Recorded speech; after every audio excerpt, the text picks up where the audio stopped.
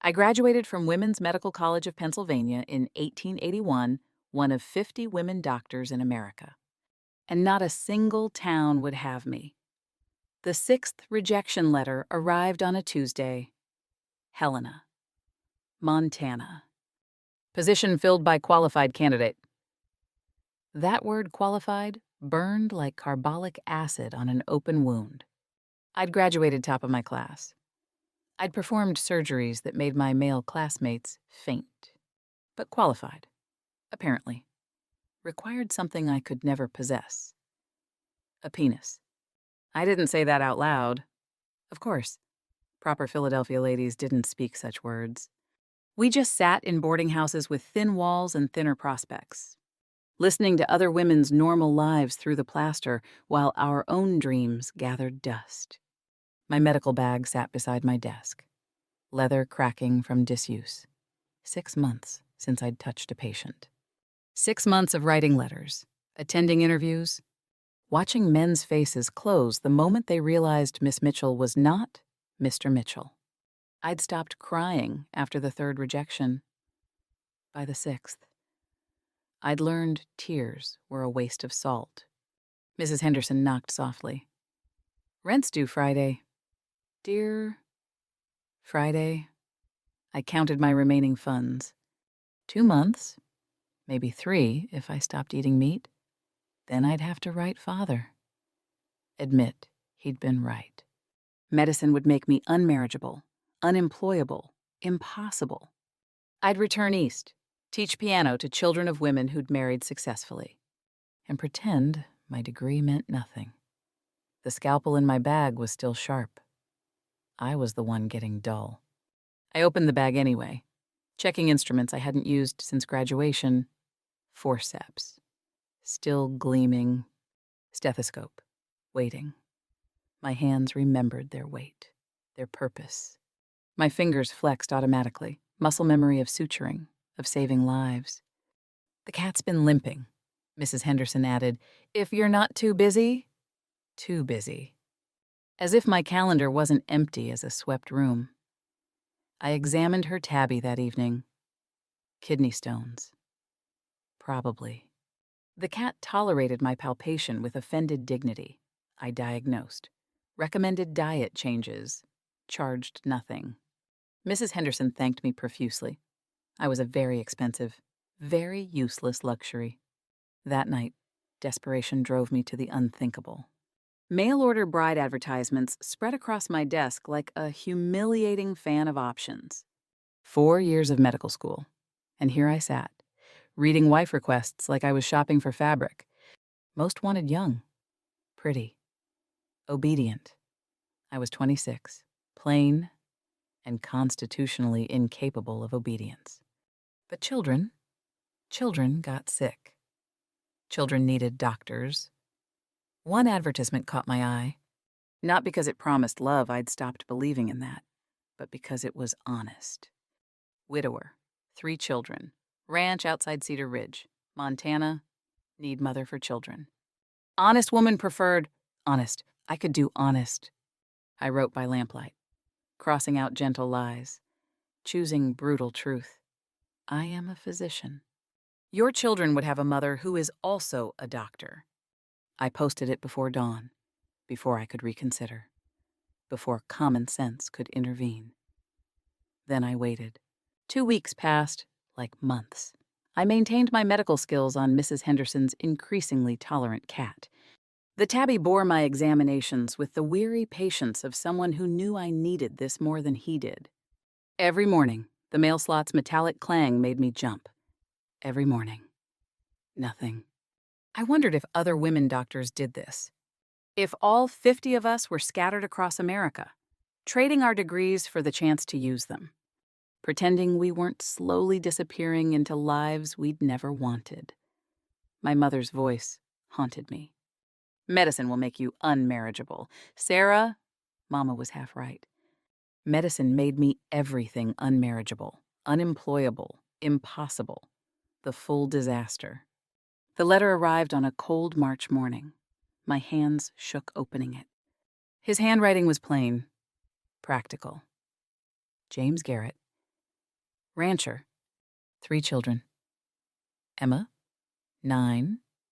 Thomas, 7. Lucy, 3. His wife had died in childbirth with Lucy. He'd tried managing alone. Children need a mother. I need help. Then the words that undid 6 months of rejection come as doctor first, wife second. Children need both. Town may not accept you. I will. 3 sentences that acknowledged what no one else would, that being a doctor wasn't something I did, but something that asking me to choose between medicine and motherhood was asking me to amputate half my soul. I read it 17 times. Part of me wondered if this was surrender. The rest of me knew it was strategy. I tried to picture him rough hands, probably, weathered face. A man practical enough to see tools where other men saw threats. A man desperate enough to value competence over convention. Or a man who'd change his mind once I arrived. I packed anyway. Medical bag first, checking every instrument. Adding supplies I'd hoarded against the day I'd practice again. Wedding dress, second borrowed from my cousin. Never worn. Smelling of camphor and abandoned hopes. The bag was twice as heavy as the dress. That told me everything about what I was choosing. Mrs. Henderson helped me to the station. You're braver than I ever was. Dear, I wasn't brave. I was desperate, but maybe desperation and bravery looked the same from the outside. The train west left at dawn. I didn't sleep the night before, just sat with my medical bag on my lap, practicing introductions. I'm Dr. Sarah Mitchell. Then, I'm Sarah, your bride. I still hadn't decided which came first. The mountains rose like broken teeth against the sky. The air hurt my lungs thin, sharp. Clean in a way Philadelphia air had never been. Everything was bigger here, harder, more honest. I pressed my forehead against the cold window. Somewhere ahead, 3 children I'd never met needed me. A man I'd never seen had promised to let me be myself. I'd spent 6 months proving my competence to men who wouldn't listen. Maybe it was time to try proving it to someone who would. James Garrett met me at Cedar Ridge Station with 3 children and mud on his boots. No flowers, no romance. Just honest eyes that met mine directly. Dr. Mitchell. He said it like a title he respected. Not a joke he was humoring. Mr. Garrett.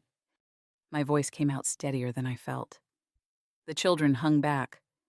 Emma, 9 years old with old soul wariness.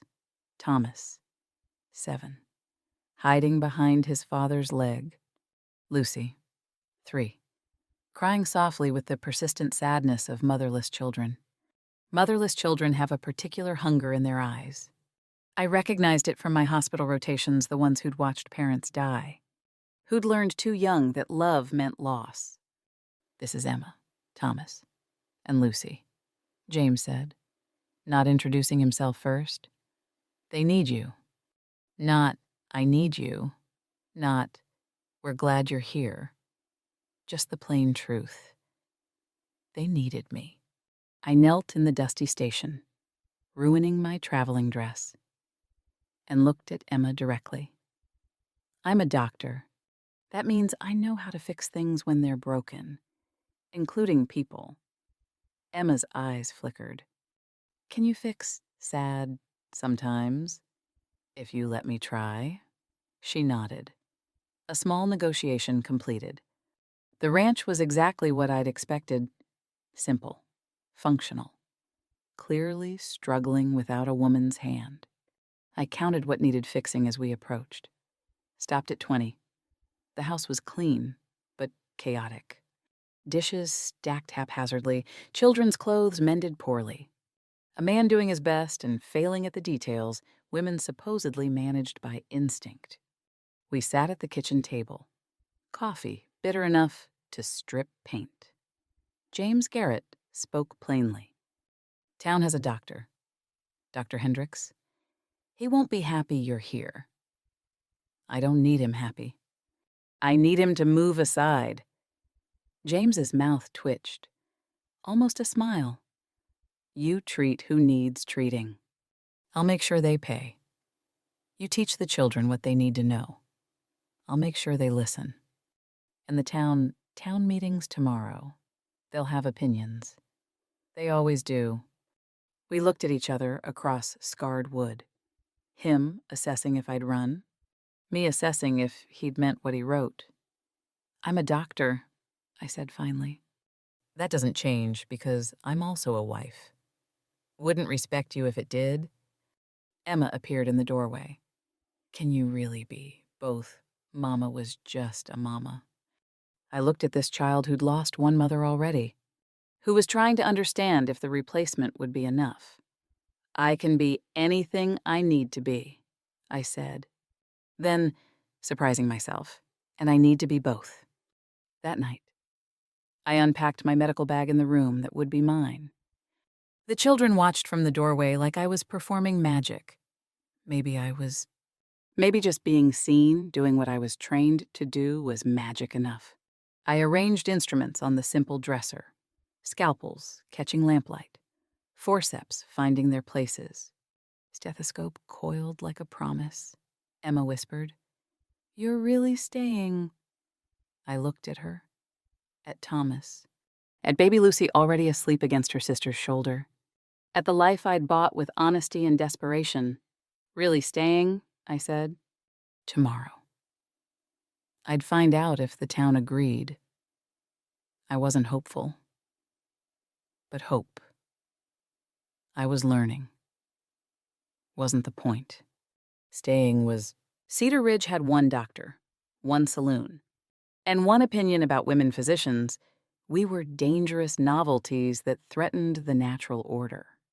The town meeting was held in the schoolhouse, packed tight with men who'd never met me but already knew I was wrong. Dr. Hendricks held court like visiting royalty 60 years old, pompous, wearing his authority like a too-tight collar. I sat beside James and tried to stay silent. Tried to let them debate my competence without defending myself. Tried to be the good, quiet woman they might accept. Dr. Hendricks cleared his throat. Medicine requires masculine constitution. The female temperament delicate. Prone to hysteria simply cannot withstand the rigors of medical practice. I bit my tongue bloody to stay quiet. 4 years of medical school. Surgical rotations that made male students vomit. I'd set bones, delivered babies, diagnosed diseases these men couldn't spell. But I sat like decorative furniture while they debated if I was strong enough to do what I'd already done 100 times. James's hand found mine under the table. Squeezed once. I squeezed back, grateful and humiliated in equal measure. The vote was predictable. Men refused my services. Women's faces showed sympathy, but stayed silent. Complicity by silence. I knew it well. I walked out before they could see my rage at the ranch. I slammed cabinet doors, punched bread dough like it had personally offended me. James watched from the doorway, not trying to soothe, just present. Finally, "You're angry at me." "I'm angry I need you to speak for me. I'm angry my competence doesn't matter. I'm angry." I stopped, swallowed it down. "I'm just angry." He nodded. Started building something in the barn next morning. I ignored him, tended the children, taught Emma the names of bones while we did dishes. Radius, ulna, phalanges. Emma repeated them carefully. Why do I need to know? Because knowledge is armor. The more you know, the less anyone can tell you what you can't do. 3 days later, James installed a medicine cabinet in my room. Beautiful work, careful joinery, good wood. Shelves exactly the right depth for my supplies. "I didn't ask for this," I said. "Didn't ask if you wanted it. Just figured you needed it." I ran my fingers over smooth pine. He'd sanded it until it was silk. "Thank you," I whispered. That week, Thomas showed me a splinter. "Can you fix it?" First voluntary request. I steadied my hands, removed it gently, bandaged the tiny wound. "Does it hurt to be a doctor?" he asked. "Sometimes. But it hurts worse not to be." He nodded like he understood. Days became weeks. I stopped counting rejections, started counting other things: how many times Emma laughed, how many times Thomas trusted me with small hurts, how many times Lucy reached for my hand instead of her father's, how many times James's shoulder brushed mine reaching for coffee, and neither of us moved away. I wasn't supposed to love them. This was a business arrangement. But Emma's eager questions about medicine, Thomas's tentative trust, Lucy's small hand in mine at bedtime, these weren't business. I caught James watching me teach Emma one evening. His expression, pride, relief. Something softer I didn't have a name for. I looked away first. Looked at my hands, still steady, still capable, still unused except for splinters and scraped knees. The medicine cabinet was finished. I arranged my instruments on those shelved scalpels, forceps, stethoscope finding their places. My hands remembered their purpose even if the town refused to. That night, arranging those tools in the cabinet James had built, I felt something dangerous. I felt home. Emma's fever started at midnight. James knocked on my door, fully dressed, face controlled, but eyes afraid. "Emma's burning up." I was already moving, medical bag in hand, mercury thermometer, lamp lit, professional competence sliding over me like armor I'd forgotten I owned. Emma's small body radiated heat, 104 degrees, possible scarlet fever. I needed to watch for rash, monitor breathing, prevent convulsions. "Cool water," I told James. "Clean cloths, keep them coming." He obeyed without question, followed my instructions exactly. Fetched what I needed before I asked. We moved around each other like dancers who'd practiced this routine. Though we never had. I brewed feverfew tea, changed cool cloths every 15 minutes. Monitored Emma's pulse, her breathing, the flush spreading across her skin. At 3 a.m, the fever spiked again.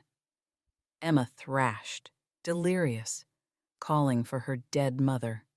My composure cracked. "I'm here, sweetheart.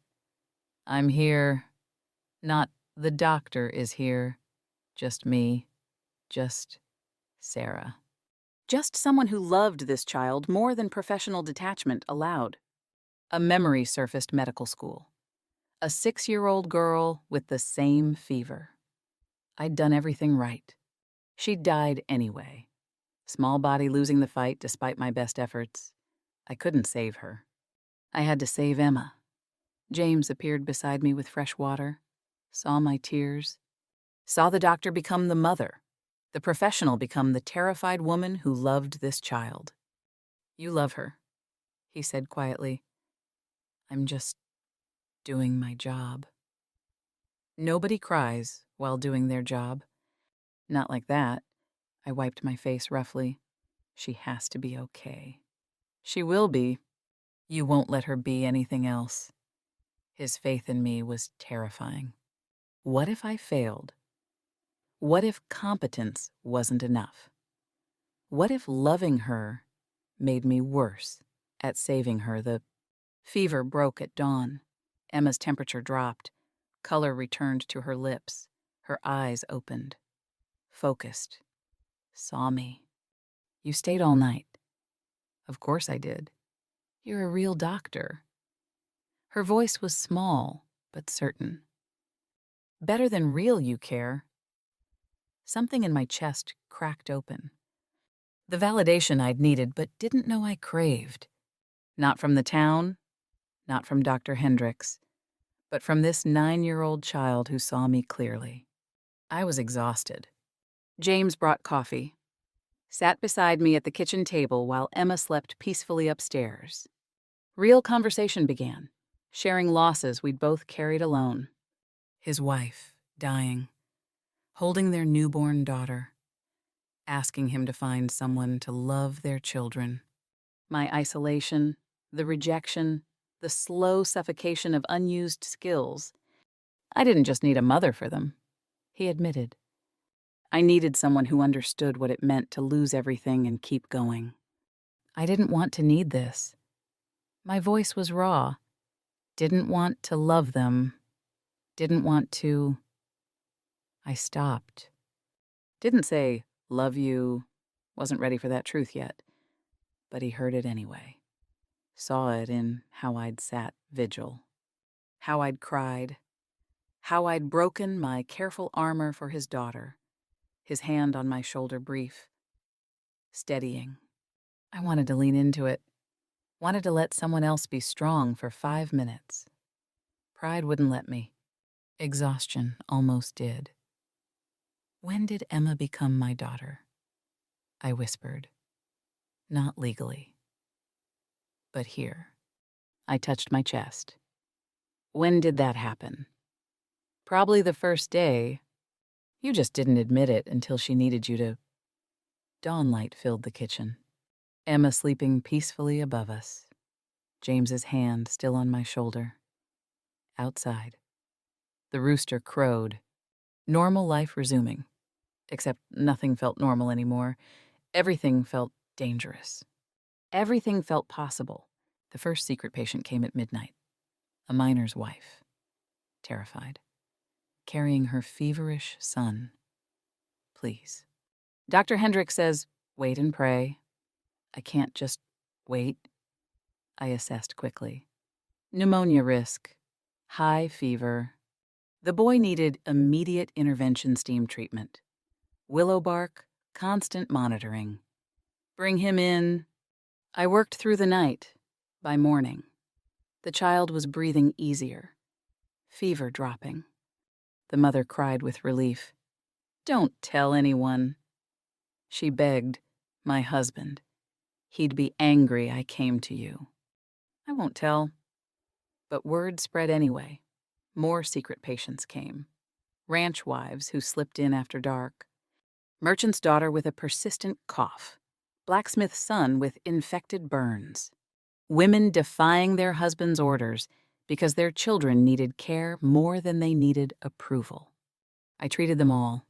Accepted payment in eggs, preserves, mended shirts. Became their shameful necessity, the woman they scorned publicly but needed privately. It scraped at my dignity, but I did it anyway, because the patients mattered more than my pride. November brought early winter, and with it, the fever, first case, a miner's child I'd treated before. Then the school teacher, then the mayor's daughter, Emily, 24, and burning with fever that Dr. Hendricks couldn't break. Town started panicking. 12 cases in a week. Dr. Hendricks prescribed rest and prayer. Useless as always. Then the ice storm. Dr. Hendricks fell. Broke his leg badly. Bedridden. Immobile. Unable to practice. 12 townspeople sick. No doctor to treat them. The town council came to my door. 4 men, hats in hands, faces desperate. We need help. James appeared behind me, radiating fury. You refused her, scorned her, called her incompetent, let you suffer. His protective rage warmed me and shamed me simultaneously. I put my hand on his arm, quieting him. This isn't about them. James, it's about the patients. I looked at the council. Men who'd voted against me, who'd called medicine no place for delicate female constitution. I'll treat everyone who needs it. No interference, no second guessing. When this is over, you acknowledge what I am. I paused. Publicly. They agreed. Had no choice. I converted the church into a makeshift hospital. 48 hours of continuous work. This This was who I was. Not wife, not woman, but doctor. Purely, completely doctor. And it felt like coming home to myself. Carbolic acid smell, feverfew brewing, willow bark tea. My hands moving with practiced precision, checking pulses, monitoring temperatures, adjusting treatments. 12 patients, 12 lives depending on competence they'd denied I possessed. Emily, the mayor's daughter, was worst. Same age as me, fever at 105. Convulsions, threatening.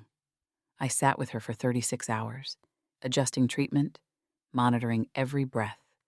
The town watched, waited, judged. On the third day, Emily's fever broke. She opened her eyes, smiled weakly. You saved me. I'm a doctor. That's what we do.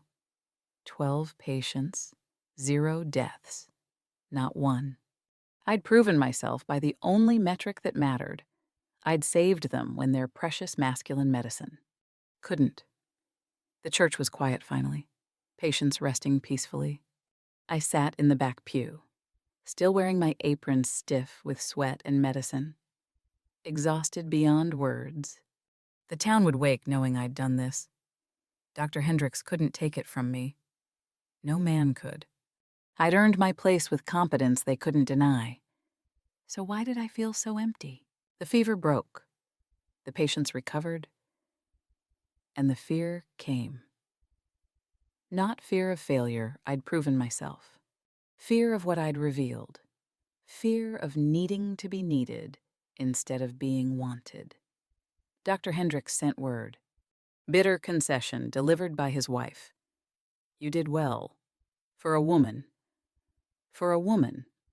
The qualification burned like acid. The mayor visited. Offered payment for my services. Thanked me for my help during the crisis. We appreciate what you did. Dr. Mitchell? Appreciated. Past tense. Crisis over. Doctor dismissed. Not acknowledgement of my right to practice. Not apology for their prejudice. Just gratitude for my utility during emergency. I'd been useful before. In medical school, during rotations. I'd been the helpful woman who worked twice as hard for half the recognition. Being useful didn't make you wanted. It made you a tool they'd put away when finished. The old fear rose sharp. Familiar. Poisonous. They'd needed me.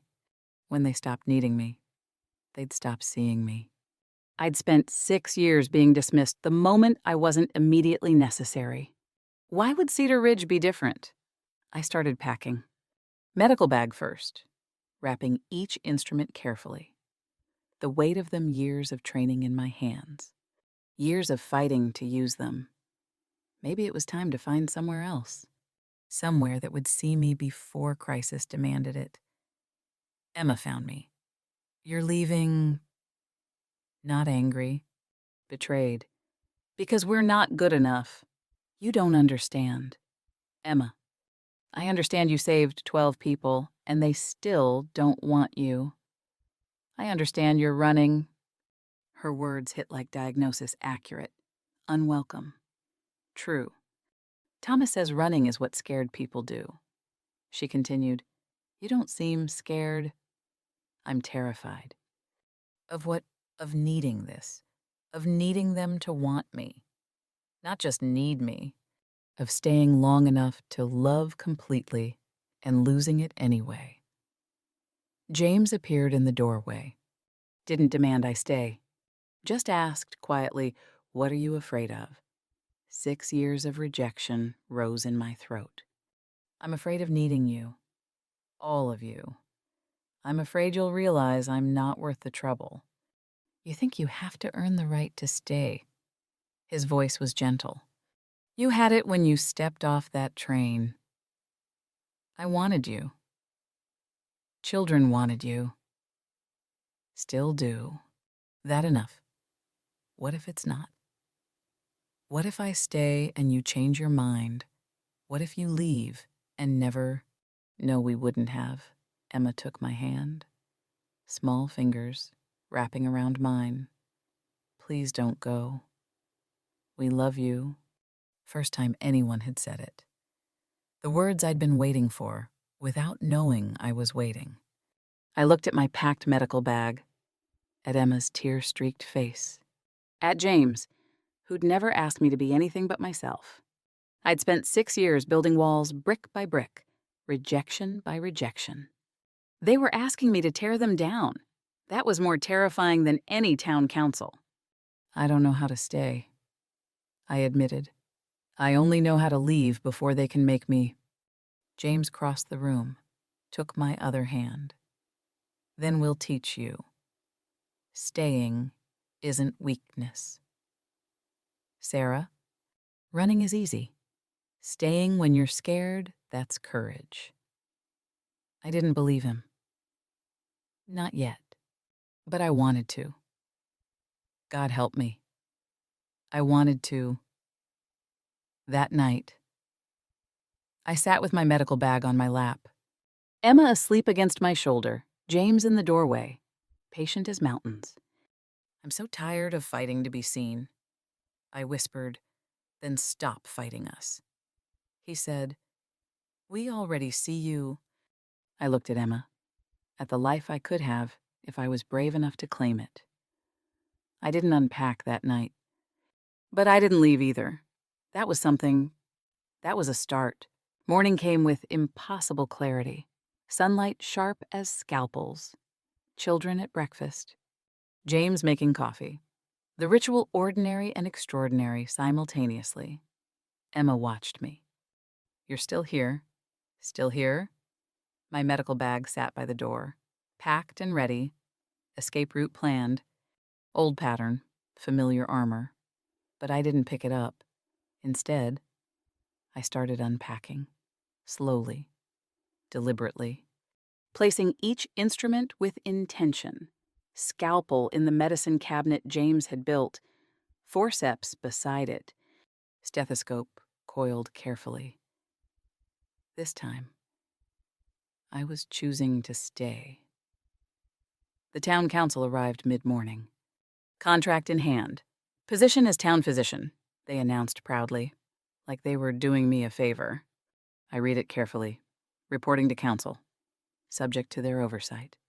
Requiring their approval for treatments. I set it aside. Took out paper. Wrote my own terms. Independent practice. I answer to patients, not counsel. You want a doctor? You get me on my terms. Otherwise, find someone else.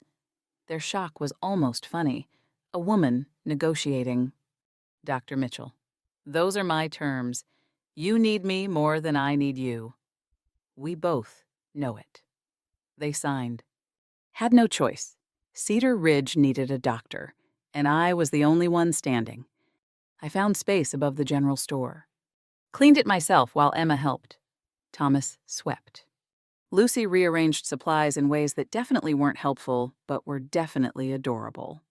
The door was plain wood. Needed painting. James brought paint. Brushes. Stood back. Watching. I held the brush. Considering what to paint. Something modest. Something that wouldn't offend. Then I thought of 6 years, fighting to be. Seen. Thought of Emma asking if she could be a doctor too. Thought of every woman after me who'd need to see it was possible. I painted carefully. Dr. Sarah Mitchell, physician. Not Mrs. Garrett. Not Lady Doctor. My name. My title. My choice. James's hand found mine. Proud of you. Not possessive. Not diminishing. Just proud. My first official patient arrived that afternoon. Not emergency. The merchant with gout. Routine medicine. The kind that said I was permanent. I treated him professionally. He paid, thanked me, called me doctor, without qualification. That evening, James and I stood in the ranch kitchen. Children asleep upstairs, just us. Coffee, and the life we'd accidentally built. I came here as a doctor first. I said, Stayed because you let me be one. You're more than that. I know. I'm doctor and wife, mother and healer. All of it at once. I took his hand. I choose you. Choose this family. Choose staying when I'm scared. Choose both and refuse to apologize for either. He pulled me close. Married a healer. Lucky man. Luckiest man. I choose this. I repeated, needed him to understand. Not because I have to. Because I want to. The wedding vows we'd spoken months ago were legal necessity. These words, these were truth. Love didn't make me smaller. It made me braver. Made me stay when running was easier. Made me risk being hurt for the chance of being whole. We stood in lamplight, my name painted on an office door across town, his arms around me. Children sleeping safe above us. I'd thought choosing meant losing. Doctor or wife. Career or love. Independence or family. But standing there, I realized I'd been asking the wrong question. The right partner doesn't compete with your calling. The right partner builds you medicine cabinets and paints your name on doors and tells his daughter she can be anything. I painted my name on that door with shaking hands, not from fear. From finally believing I deserved to be there. From finally believing I could have all of it if I was brave enough to claim it. That night, lying beside James, I thought about the woman who'd stepped off the train 8 months ago. So armored, so defended, so sure she had to choose. I wished I could tell her, you don't have to choose. You just have to be brave enough to claim everything you are. Doctor, wife, mother, healer, woman who loves, all of it, all at once, completely. 20 years later, I still practice in Cedar Ridge. My office is the same above the general store. Door repainted several times, but the name unchanged. Dr. Sarah Mitchell, physician. Those words still matter. Today, Emma's telegram arrived. Graduated. 51st woman doctor in America. Coming home. I set it beside my stethoscope, hands shaking slightly. Not from age, I'm only 46, but from the arithmetic of change. 50 women doctors when I graduated. 51 now, slow progress, but progress nonetheless. My practice thrives. 3 women doctors in Cedar Ridge now. Young Dr. Chen opened her practice last year. The widow Peterson's daughter is studying medicine in Boston. Female patients no longer raise eyebrows. Young women ask me about medical school like it's achievable, not impossible. The world is shifting, slowly. Stubbornly, but shifting, Emma became a doctor. Thomas married a teacher, runs the ranch with her partnership, not her submission. Lucy studies law in San Francisco, writes letters full of cases in courtrooms, and her professor, who says she'll make an excellent attorney. All 3 grew up watching their stepmother be both wife and physician.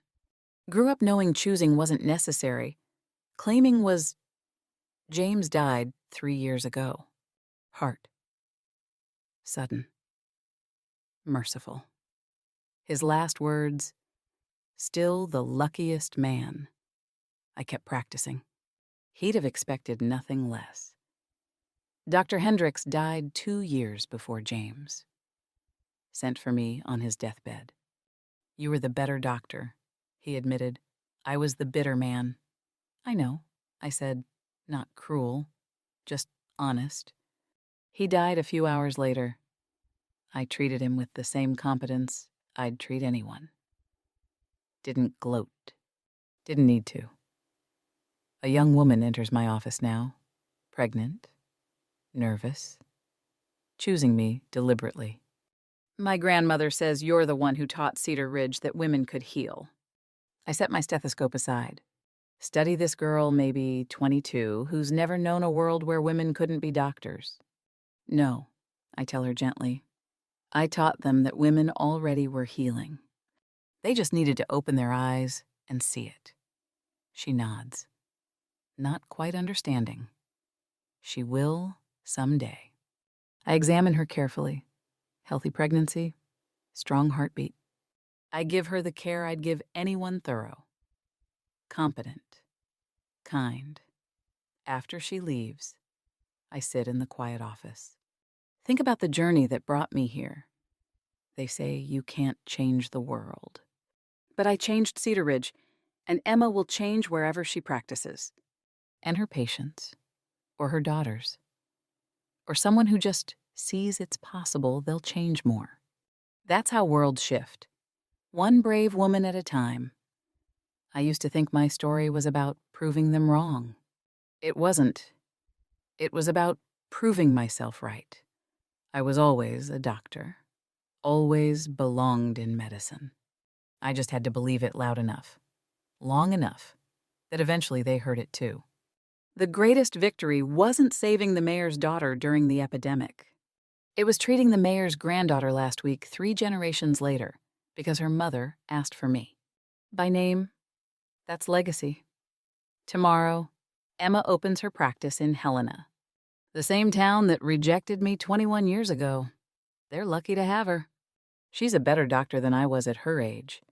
Better because she didn't waste years fighting just to be seen. She walked through doors I held open. That's what I want on my gravestone. Not the lives I saved, though I'm proud of those. Not the practice I built, though it still thrives. Just, she held the door open for daughters who became doctors, for granddaughters who never questioned it, for every woman after me who didn't have to fight as hard because I fought first. I graduated in 1881, one of 50 women doctors in America. Emma graduated in 1902, one of 300. By the time my granddaughter graduates, maybe we'll stop counting altogether. Maybe woman doctor will just be doctor. I didn't change everything, but I changed something. Emma will change more. And someday, some young woman will practice medicine without knowing my name, without knowing there was ever a battle. That's when we'll have won. When it's so normal, they forget it was ever a fight. I can't wait. Evening light fills my office. I should close up. Go home to the ranch where Thomas and his family now live. But I sit a moment longer, touching my stethoscope, my instruments, the tools I fought so hard to use. Competence eventually speaks louder than prejudice, but it shouldn't have to shout for 20 years. Still, I did it. We did it. And every woman after me will have it slightly easier because we refused to give up. I lock the office door, walk down the stairs. The general store owner tips his hat. Evening. Dr. Mitchell. Just doctor. Not qualified, not exceptional. Just what I am.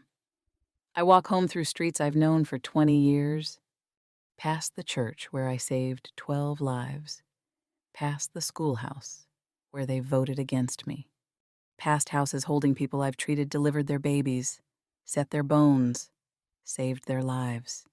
They know me now, not as the lady doctor, not as the woman who tried to be a man, just as their doctor, the one who stayed, the one who was brave enough to stay. Tomorrow, Emma comes home. We'll celebrate her graduation. She'll tell me about medical school, about the professors who encouraged her, about the future that's opening, and I'll tell her what I learned, what I want her to carry forward. The right partner doesn't ask you to choose between your calling and your heart. The right partner supports your calling, amplifies it, builds you medicine cabinets, and believes in you when the world doesn't. Competence speaks louder than prejudice, but love speaks louder than fear. And staying when you're terrified, that's the bravest choice of all. I'd spent so long protecting my heart. I'd forgotten hearts were meant to be used. meant to break open. Meant to love impossibly, dangerously, completely. I open the ranch door. Thomas's children run to greet me. Grandma Sarah. Not Grandma Doctor. Not qualified or explained. Just Grandma Sarah. Just love. And that is everything I fought for. Everything I chose. Everything I am